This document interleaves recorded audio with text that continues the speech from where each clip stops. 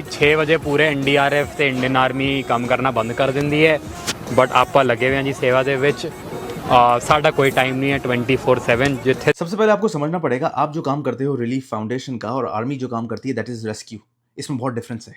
Night time में जब भी आप रेस्क्यू ऑपरेशन चलाते हो, आप चलाते हो हेलीकॉप्टर से, बोट से और टीम से, और नाइट टाइम में बहुत ज़्यादा डिफिकल्ट होता है डिटेक्ट करना चीज़ों को, और बिकॉज विजन भी कम हो रही है और बिकॉज आपकी जो टीम कोऑर्डिनेशन बहुत ज़्यादा रिस्की रहता है, that's why they stop at 6 o'clock। और इन रेस्क्यू ऑपरेशंस के टाइम पे स्टैंडर्ड ऑपरेटिंग प्रोसीजर्स फॉलो करा जाता है, जिसको कहते हैं SOPs, जिसमें डिटेल्स इंस्ट्रक्शन लिखी रहती है किस एफिशिएंसी के साथ और किस क्वालिटी के साथ आपने अपना रेस्क्यू ऑपरेशन खत्म करना है।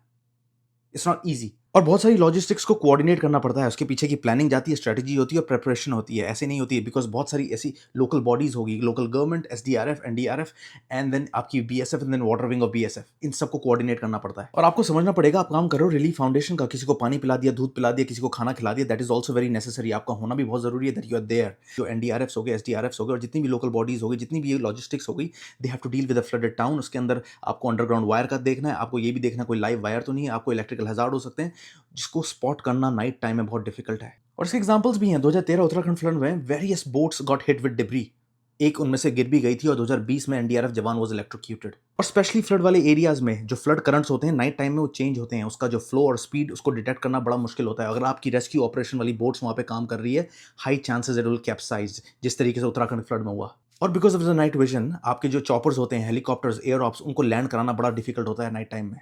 यू हैव टू थिंक कि उनकी लैंडिंग अगर थोड़ी भी मिसमैनेज होगी, the entire helicopter will crash. Risk to benefit ratio बहुत कम होता है। डे टाइम में आप 100 लोगों को बचाओगे, 0 casualty.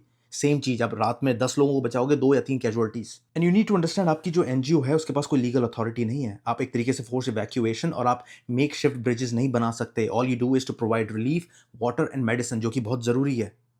But you don't have risk appetite, you don't know how to scale an operation, you don't have to be accountable. बस आप ऐसी वीडियोस अपलोड करते हो, उसके बाद इन टाइप की वीडियोस सर्कुलेट होने लग जाती है, जिसमें आता है कि भाई सरकार ने तो कुछ करा नहीं है। सबसे पहले अगर रिस्पॉन्डर कोई होते हैं तो वो लोकल्स ही होते हैं, चाहे वो उत्तराखंड में, केरला में या उड़ीसा में, कहीं पे भी first responder will always be locals, because वो पास में होते हैं, फ्लड लेवल बढ़ रहा होता है, दे रश टू हेल्प फर्स्ट। तब आते हैं आपके NDRF, आपके एडमिनिस्ट्रेशंस, आपकी आर्मीज, आपकी SDRFs, आपके BSF एंड देन उनकी लोकल बॉडीज। लोकल ही होता है जिसको हाई ग्राउंड, सेफ ग्राउंड और बोरवेल और इन सब चीज़ों के बारे में नॉलेज होती है। जब तक NDRF और SDRF आते हैं, ये अपना प्लान ऑफ एक्शंस बनाते हैं, तो पहले जो 24 घंटे होते हैं, जिसको कहते हैं गोल्डन विंडो, यहाँ पे लोकल्स ही बचाते हैं। सेम चीज़ बिहार में हुआ, सेम चीज़ उत्तराखंड में, सेम चीज़ उड़ीसा में, everywhere same situation happens, same story happens.